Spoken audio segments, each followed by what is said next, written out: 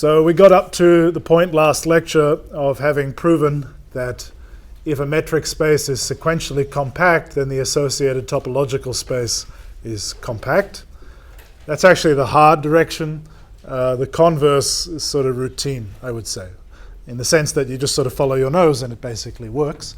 So I, super tersely sketched the argument at the very end of last lecture, but here goes. So let's suppose, so now we're doing this direction, right? That if the associated topological space is compact, then the metric space is sequentially compact. All right, so to prove something is sequentially compact, we're supposed to take a sequence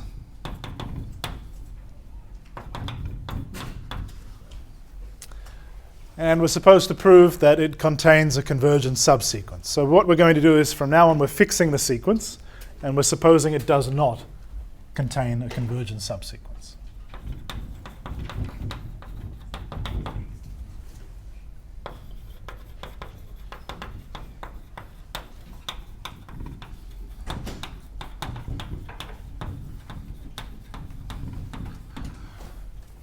Okay.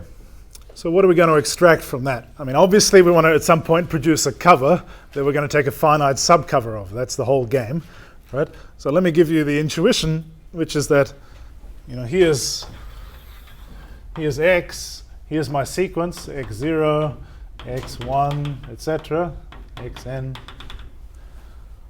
Well, what's the cover I'm going to associate to that thing? There's sort of only one thing that comes to mind, right? Which is I'm going to draw, this is a metric. This topological space comes from a metric. So associated to that, if I have to come up with a cover somehow, what could it be? I'm going to draw some balls around all the points, one ball per point, and then I'm going to cover the rest somehow. That's an infinite cover because there's infinitely many points, and then I'm going to somehow use that it's compact to show there's a finite subcover. That clearly says something like the points are grouped together, right? Because if I've got infinitely many of these open balls, but finitely many of them suffice to cover all of x, I'm not dealing with this complement part yet, then all the sequence must lie in some finite number of balls, which seems to say something like maybe it contains a convergent subsequence. So that's the idea, and now we're just going to, so if you just try and struggle to make sense of that idea, what you arrive at is the following. So what's the problem with that idea? Well, the first problem is that, what I said would sort of work if I knew that x with all the sequence points removed, if I knew that was open, that is to say, if I knew that this set was closed,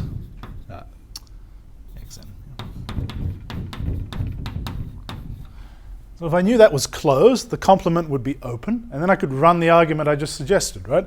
I take the complement of the sequence, thought of as just a set of points, and an open ball around each one of the points in the sequence. That would be a cover, and then I could apply compactness to get a finite subcover, and then I could try and go from there.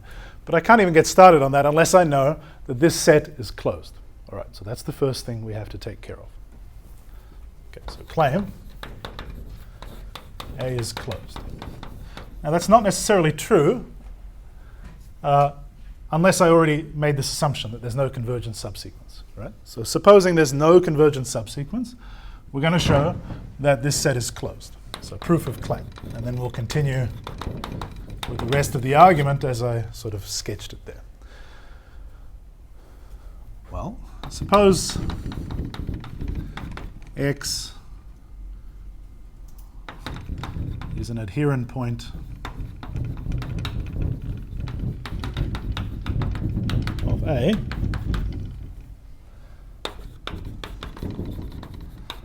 but that x is not in A.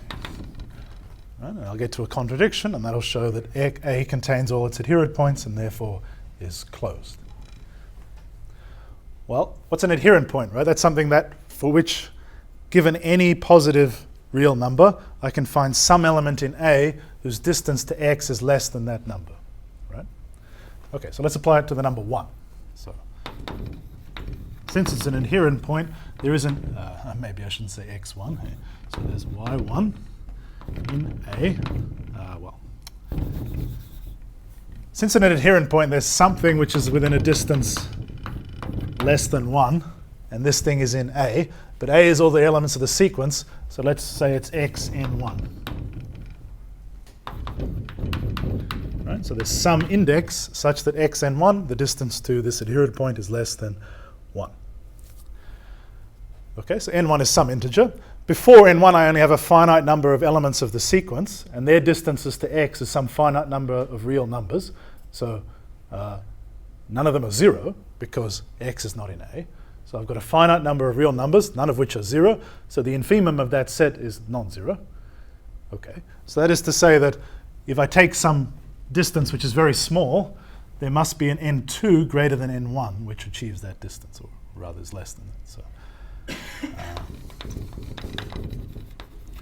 which is a way of justifying that there's an n2 greater than n1, such that the distance from x to x n2 is less than, I mean, whatever, take some sequence which is going to 0, let's say 1 over n. Right? So I can take x n2 within a half of x, and then x n3 within a third of x, n3 greater than n2, and so on. Right, so in this way,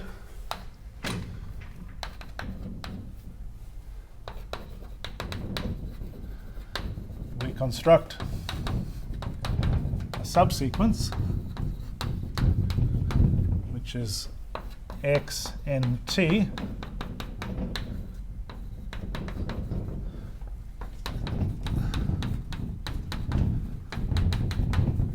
which is, well, by construction, converging to x. I mean, x is an adherent point, so we're not surprised about that. But that's a convergent subsequence of the original sequence, and that's impossible.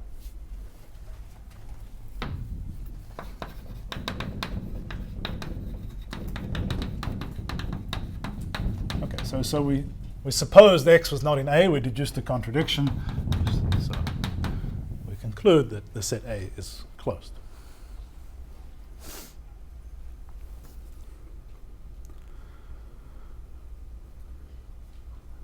Okay, so that was really like a warm-up to the actual argument. What we really wanted to do was what I suggested at the beginning, so we're going to go ahead and do that now that we know that it makes sense. All right, so we know A is closed.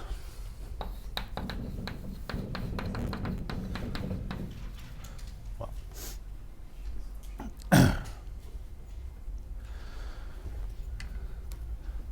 okay, so maybe I'll use this board here to continue the informal argument. We need to tighten it up a little bit past what is immediately apparent. Right? So it's tricky. Right, so we know A is closed, right? This is x minus A. Okay, so choose, well, x with A subtracted, and then I add in some open ball of any radius you like, say epsilon n. Epsilon n can depend on n around xn. N goes from 0 to infinity. Well, that's an open cover, right? It contains everything not in the sequence, and there's an open ball around everything in the sequence. Okay, so that's an open cover. So what I'm going to do is try and apply compactness to that open cover, and then deduce a contradiction. But I need to be, I mean, there's some freedom there about choosing the radii, and not all radii are going to make the argument work. Okay, so, let me tell you in a hit, so now we discuss the choice of epsilon that you need to make it work. You may have noticed that proofs in metric spaces always feel kind of backwards, right? You needed to understand the proof before you understood the first line, because it's like you set up a bunch of stuff and then, oh, magic, it all works at the end. And nobody proves it that way. They always look at the end and then they reverse engineer to figure out all the choices they had to make. Okay, so here's the choice you have to make on the epsilon n's to make the result work, but the idea is just what I said there. Okay, so what's the point? We need to get a contradiction from the fact that the sequence all has to sit inside one of these, well, a finite number of those open balls. That's what compactness will say. So we need some reason why that can't happen. And the reason that can't happen is that no point in the sequence is actually a limit of the sequence. Okay. So the sequence xn, n to infinity, has no convergent subsequence by hypothesis.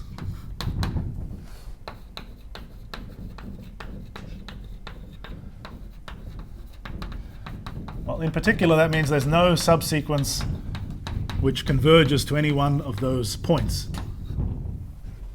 in the sequence. Okay, so think about xk as a particular point in the sequence, and the entire sequence has no subsequence converging to that particular xk. Well, what does it mean that no subsequence converges to xk? It means that there's some epsilon k, right? We're fixing k for the moment, and the epsilon we get will depend on k. There's some epsilon k such that the open ball of radius epsilon around xk has sort of infinitely many points in the sequence not in it, right? That's what it means for the sequence to not converge to xk. All right, so there's an epsilon k such that the set of indices such that xn is not in the ball of radius epsilon k around xk is infinite, right? So no matter how far you go in the sequence, there's always some exception further along that's not in the open ball, which is another way of saying that the set of n's for which xn is in that ball is finite.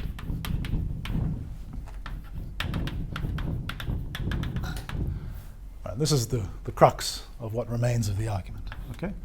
So for every k, we've got this radius, special radius epsilon k, with this property, that this set is finite. Okay, so those are the epsilons I'm going to take. Before they were just some generic, choose any radius you like. Now I'm going to choose these particular radii. Okay, so since A is closed, that thing there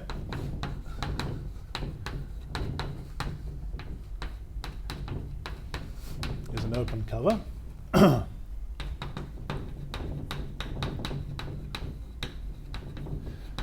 X. Okay, well, by compactness it has a finite subcover.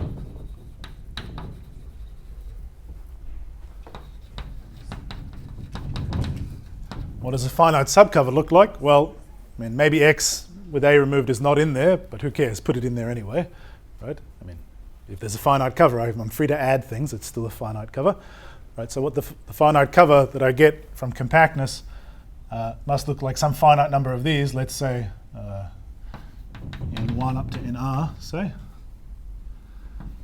such that X is equal to, well, such that the set X minus A together with that finite number of balls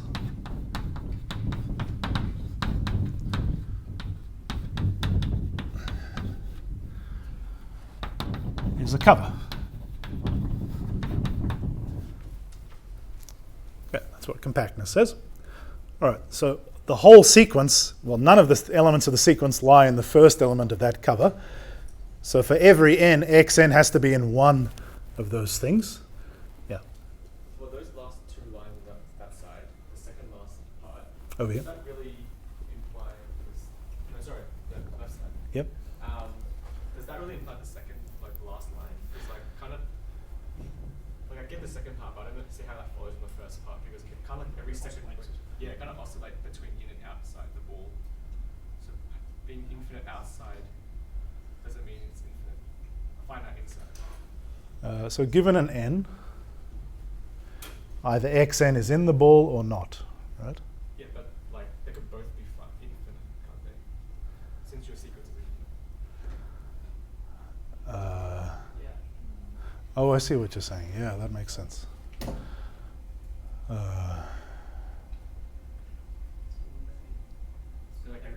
wouldn't every odd? It could be anything. As in, it's just the fact that the second. No, you're right. I can. I'm actually not using the full strength of what I have, right? So, the fact that I don't have any subsequence converging to xk actually immediately tells me this is finite, right?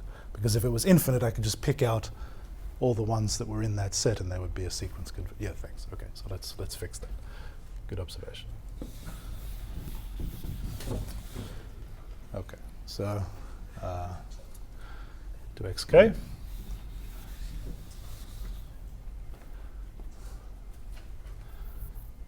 This implies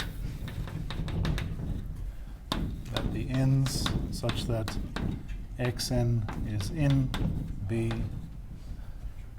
is this epsilon k.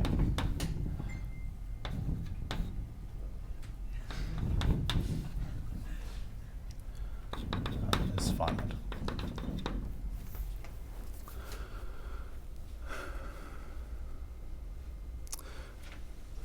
Right? Because, well, if not, then start choosing epsilon k's, or start choosing epsilons. Okay. So k is fixed. Now take an epsilon, which is, say, keep making the epsilon smaller and smaller, say 1 over n, as n gets large. If for each one of those epsilons getting smaller and smaller, this set is always infinite, then I can just keep choosing some point in the sequence further along, which lies in that ball, right? That's similar to the argument that I gave there. So then I'm constructing, step by step, a subsequence which converges to xk. And the only way I can escape from that conundrum is if at some point I ran out of points to choose, that is, there was only a finite number of points in this set. Okay, that convinces me right now, but I'll have a think about that and fix up the notes. Yeah, thanks. Any other questions about the proof so far? Okay. So, all right. So that's a cover of x. And, well, the number of n's for which xn lies in any one of these is finite by construction. But there's infinitely many n's, right? So this is a contradiction.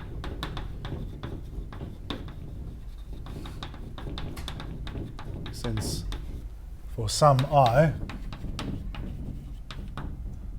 b epsilon n I, x n I, must contain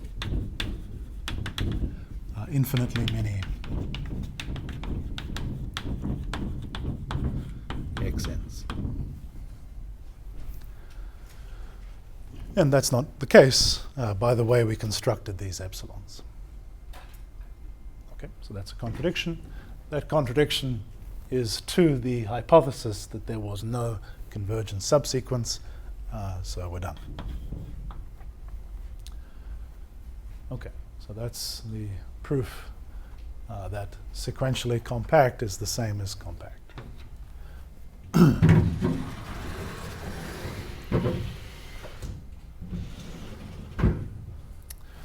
All right, so that at least lets us know what. So what do we know about compact spaces? So we know that by Bolzano-Weierstrass that a closed and bounded subset of R is sequentially compact and therefore compact. That's about it, right? We don't really know very many compact spaces. We know how to construct new ones by taking images of continuous functions.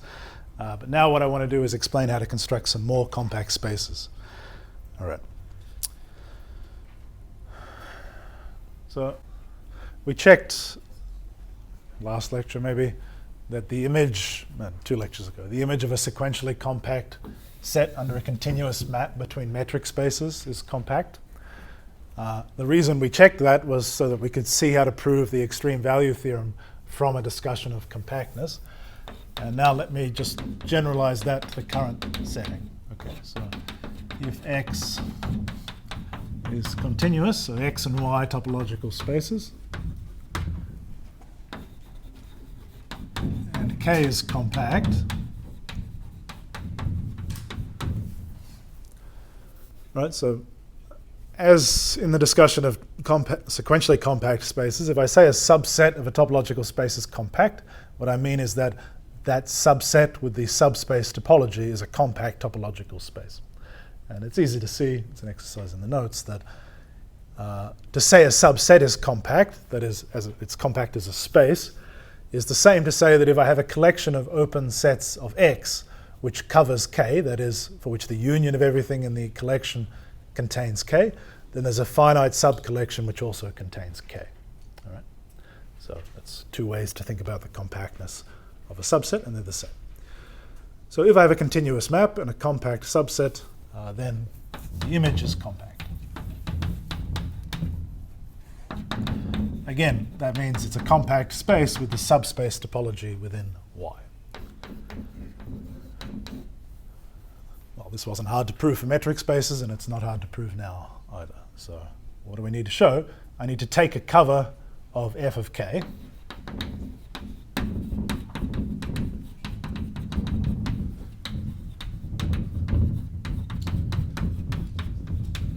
which is to say that f of k, I'm using the characterization of compactness I just described out loud. So these are open subsets of Y such that their union contains f of k. Well, that inclusion is precisely the same statement as this inclusion. And you know, the set of all elements landing in the union is just the union of all the elements landing in each individual VI. But K is compact.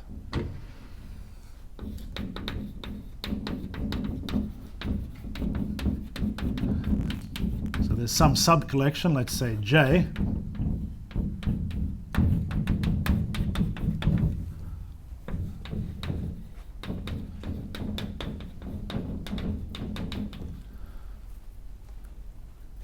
for which K is contained in that subunion. And then just running the argument backwards, f of k is contained in the image of that subcollection.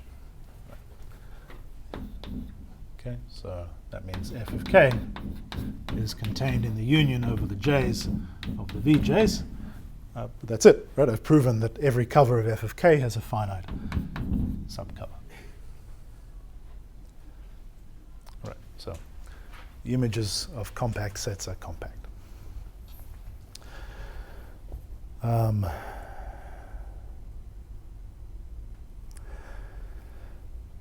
All right, so that means that the extreme value theorem holds for any compact topological space. The proof is identical, so maybe I'll just skip it, right? So remember how the proof, or maybe I'll sketch it.